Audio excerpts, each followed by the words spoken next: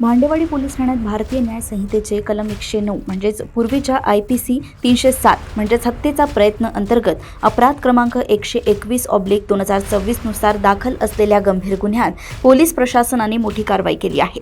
तपासादरम्यान सदर गुन्हा संघटित टोळीद्वारे करण्यात आल्याचे उघडकीस आल्यानंतर या प्रकरणातील आरोपींवर महाराष्ट्र संघटित गुन्हेगारी नियंत्रण कायदा म्हणजेच मोक्का अंतर्गत कारवाई करण्यात आली। मोक्का कायद्यांतर्गत विशेष तपासी अधिकारी म्हणून पारडी विभागाचे सहाय्यक पोलीस आयुक्त रोहित आव्हाड यांच्याकडे या प्रकरणाचा तपास सोपवण्यात आला होता।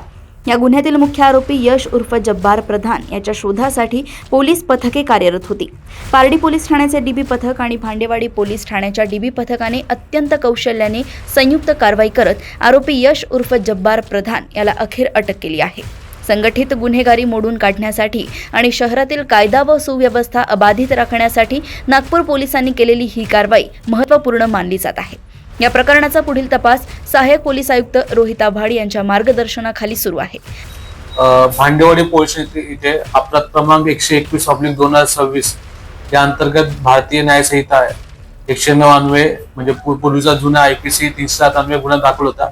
त्या गुन्ह्यामधील संघटितरित्या गुन्हा केला हे निष्पन्न झाल्यामुळे माननीय साऊथ रिजन सरांच्या आदेशाने त्या गुन्ह्यात मोका लागला होता आणि मोकाच्या अनुषंगाने तपासी अधिकारी म्हणून मी SCP पारडी तपास करत असताना त्या गुन्ह्यातील जो टोळी प्रमुख होता यश उर्फ जब्बार प्रधान याला काल दिनांक 29/7/2026 पासून ते 30/7 सकाळपर्यंत पारडी DB पथक त्यासोबतच भांडेवाडी DB पथक यांच्या मदतीने त्याला अटक करण्यात आली। यामध्ये मुख्य आरोपी आहे यश उर्फ जब्बार प्रधान।